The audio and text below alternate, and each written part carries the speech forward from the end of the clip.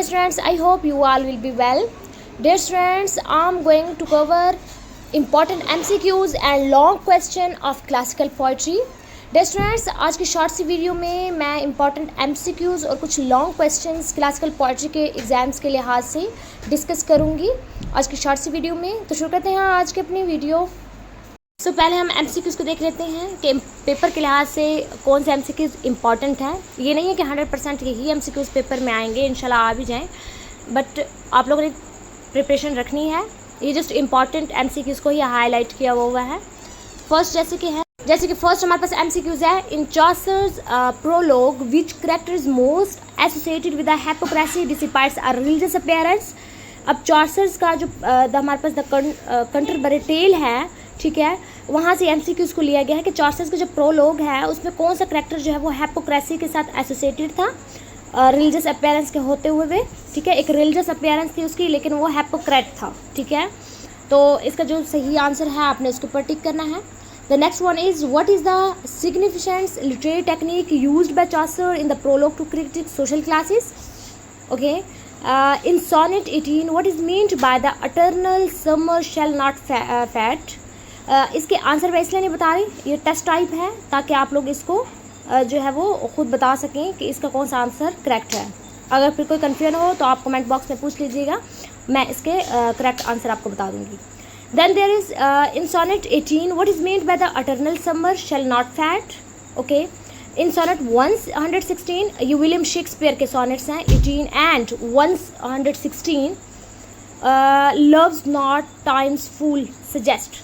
क्या सजेस्ट करता है? स्पेंसर्स का जो हमारे पास सोनेट 75 है, the act of writing the beloved's name on the sand symbolize. क्या सिंबलाइज करता है? ओके, वो सैंड के ऊपर जो बिलव्ड का नाम लिखते हैं वो चीज़ क्या सिंबलाइज करती है? The women's response to the poet in sonnet 75 reflects which theme main theme कौन सा रिफ्लेक्ट करते हैं ये सोनेट? जो जॉन डन्स का द सन राइजिंग है। What poetic device dominates the poem's tone? Okay, in death be not proud. How does Donne redefine death? Donne is also known as a metaphysical poet. Okay, ये भी पूछा जा सकता है। And हमारे पास in Paradise Lost, Saturn's famous assertions better to the rain in hell than serve in heaven। ये Saturn's की famous line है जिसमें वो कहता है कि जहन्नम में रहना बेहतर है बनिस्बत किसके? जन्नत के। वो क्यों ये कहता है? ये क्या ये कौन सा लिटरेरी थीम कौन सा रिफ्लेक्ट करता है? ये चीज़ आप लोगों ने नॉमिनेट करनी है। What is the primary purpose of Milton's invocation paradise Lost book first. I think ये क्लासिकल पोइट्री जो गाजी यूनिवर्सिटी के स्टूडेंट्स हैं उनके सिलेबस में बुक फर्स्ट ही इंक्लूड है। देन आप लोगों ने what is the primary purpose, Milton का जो पैराडाइज लॉस्ट है उसके बुक फर्स्ट में क्या पर्पस है प्राइमरी, उसको नॉमिनेट करना है। And rape of lock is best describe as, rape of lock वो किस चीज़ को डिस्क्राइब करता है? वो basically mock epic, best mock epic है। The rape in the rape of lock refers to, ठीक है। अब द रैप ऑफ लॉक जो अलेक्जेंडर पॉप की एक ग्रेट पोइम है वो किस चीज़ को सिंबलाइज करती है? रैप किस चीज़ को यहाँ पर सिंबलाइज कर रहा है? रैप किस चीज़ को रेफर कर रहा है? ये चीज़ नॉमिनेट करनी है। सो ये इसके MCQs। Then there is a long question Geoffrey Chaucer का जैसे the prologue to the Canterbury. इसमें इंपॉर्टेंट क्वेश्चंस इस तरीके से पूछे जा सकते हैं।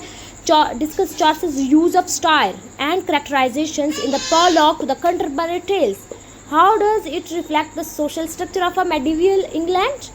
ओके, चॉसर्स ने यूज़ ऑफ स्टाइल का यूज़ किया, ह्यूमर का यूज़ किया है अपने इस पोइम के अंदर, कंटरबरी टेल्स के अंदर, जिसमें वो अलग अलग टेल्स बता रहे हैं। ये बेसिकली टोटल है ही स्टाइल ही है ना, करेक्टराइजेशन स्टाइल सारा यही है। Long question, compare and contrast the character of night and the wife of both. और ये चीज़ भी आप लोगों ने याद रखनी है कि पॉसिबल है कोई एक करेक्टर के ऊपर नोट भी ले लें, ठीक है, चाहे वो नाइट का हो गया, वाइफ ऑफ बाथ और नाइट का और स्क्वेयर का, ये तीन करेक्टर्स बहुत ज़्यादा इंपॉर्टेंट है। What do they reveal about gender and class dynamics in Chaucer's time.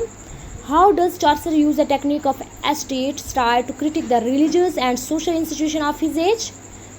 Yes, उसने इस टेक्निक का यूज़ किया था चॉसर ने ठीक है। और वो कौन सी टेक्निक्स थी जिसमें वो रिलीजियस और सोशल इंस्टीट्यूशंस, उस टाइम पीरियड के जो रिलीजियस सिस्टम था, जो सोशल इंस्टीट्यूट थे, उसको क्रिटिसाइज़ करता है, ओके, एक टेक्निक का यूज़ करके। Then there is a William Shakespeare sonnet 18 and 116. Sonnet 18 is basically इसमें ये क्वेश्चन आ सकता है कि क्रिटिकली एनालिसिस करें sonnet 18 as a celebration of a poetic immortality and eternal beauty. Okay, this is a sonnet of a beauty के बारे में वो बताता है। इसके ऊपर में एक वीडियो भी बनी हुई है। Explore the theme of ideal and constant love in a sonnet. How does Shakespeare define true love? Shakespeare के नज़दीक ट्रू लव क्या है? इन सोनेट 116 के अंदर शेक्सपियर आइडियल कॉन्स्टेंट लव की बात करता है। तो शेक्सपियर ने ट्रू लव को कैसे डिफाइन किया, इस चीज़ को डिस्कस करना है। Discuss the use of metaphor, imagery and structure in Shakespeare sonnet, specially in 18 and 116। Shakespeare के सोनेट्स में वो तकरीबन ही ब्यूटी की बात करता है, ठीक है, बट जो 18 और 116 है उसमें उसने कौन से मेटाफर का यूज़ किया, इमेजरी का, और शेक्सपियर के सोनेट्स का क्या स्ट्रक्चर है, ये सब डिस्कस करना है। इस पे लॉन्ग क्वेश्चन आ सकता है। Then there is a Edmund Spenser. इसके 75 जो सोनेट है इंक्लूड है गाज़ी यूनिवर्सिटी के सिलेबस के अंदर। इसमें इस तरह क्वेश्चन बन सकता है, स्पेंसर सोनेट 18 यानी Amoretti as a reflection on love, time and poetic immortality. How does it balance romanticism and realism? यानी इसमें हमें दोनों एस्पेक्ट्स नज़र आते हैं, रोमांटिसिज्म भी नज़र आता है, रियलिज्म भी आता है। तो ये किस तरीके से बैलेंस दिखाया गया है रोमांटिसिज्म और रियलिज्म, क्योंकि रोमांटिक जो थे वो बिलीव करते होते थे इमेजिनेशन के ऊपर, रियलिज्म जो है वो टोटली लाइक डिफरेंट, जो कि हमारे पास रियल है। तो इसकी सोनेट में कैसे बैलेंस दिखाया गया है इन दोनों एस्पेक्ट्स में, वो चीज़ डिस्कस करनी है। How does Spenser use dialogue and nature imagery to explore the conflict between mortality and permanence? John Donne के पोइम जैसे कि लव पोइम्स हैं, हॉली सोनेट्स ने लिखी। Metaphysical elements in John Donne's poetry with the reference to the sun rising and the good morrow. Okay, इसमें किसी एक poem के ऊपर भी आ सकता है कि आप किसी एक पोइम में बताएं, उसको रेफ़र किया जा सकता है कि कैसे मेटाफिजिकल एलिमेंट्स ने यूज़ किए हैं, और इस पोइम में इसने मेटाफिजिकल एलिमेंट्स का यूज़ किया है। Analyze death, be not proud as a philosophical argument against the power of death. How does Donne use logic and faith in his argument? John Donne की बहुत इंपॉर्टेंट पोइम है death be not proud. How does Donne's poetry reflect the conflict between spiritual devotions and earthly love? Give example from both his love and holy sonnets. Holy sonnets, और जैसे कि done के 3 phases थे ना poetry के। जैसे first वो anti feminist था, ठीक है, औरतों के खिलाफ लिखा। देन वो फिजिकल रिलेशन में आ गया, मीन्स के वीमेन के बारे में लिखता है। एंड थर्ड फेज उसका कौन सा था, जब उसकी वाइफ की डेथ हो जाती है तो वो फिर टोटली स्पिरिचुअलिटी की तरफ आ जाता है। Then there is a John Milton, Paradise Lost. इसमें आ सकता है कि examine the portrayal of a Satan in a Paradise Lost book. First, is he hero, a villain और a something in between? Okay, discuss Milton's use of a classical epic conventions in Paradise Lost. How does he adapt them for Christians theology? इसके अलावा एक question आ सकता है, satin के character के ऊपर भी क्वेश्चन आ सकता है, या फिर John Milton as a grand style, ठीक है, कि जॉन मिल्टन ने का ग्रांड जो स्टाइल है उसके ऊपर भी क्वेश्चन आ सकता है। Okay, then there is Milton use of classical epic conventions in Paradise Lost. How does Milton explore the theme of free will? Yes, free will और जो डायमंड जस्टिस है Paradise Lost बुक फर्स्ट के अंदर, ये theme explore करने का भी कह सकते हैं। देन हमारे पास Alexander Pope, rape of the lock. इसमें rape of lock as epic as mock epic, बहुत इंपॉर्टेंट क्वेश्चन है। How does Pope blend classical forms with a contemporary style? And what is the what social issues and attitude of 18th century aristocracy does pop criticize in the rape of law? Examine the role of supernatural machinery in the poem. हाँ जी, super natural machinery के बारे में भी पूछा जा सकता है, क्योंकि रैप ऑफ लॉ के अंदर सुपर नेचुरल मशीनरी का भी यूज़ किया गया है। तो इस तरह का क्वेश्चन भी पेपर के अंदर आ सकता है। इसके अलावा जो ओवरऑल थीम के बारे में भी, हर पोइम के थीम के बारे में भी पूछा जा सकता है, क्योंकि थीम्स के अबाउट भी समटाइम क्वेश्चंस आ सकते हैं। लेकिन पेपर का ज़्यादातर पैटर्न जो है वह इसी तरीके से रखा जाता है, थोड़े से कंसेप्चुअल क्वेश्चन, जिसमें कोई ना कोई आर्गूमेंट वो ले सकते हैं कि इसके बारे में आर्गूमेंट दें, and then you will provide evidence and support your argument.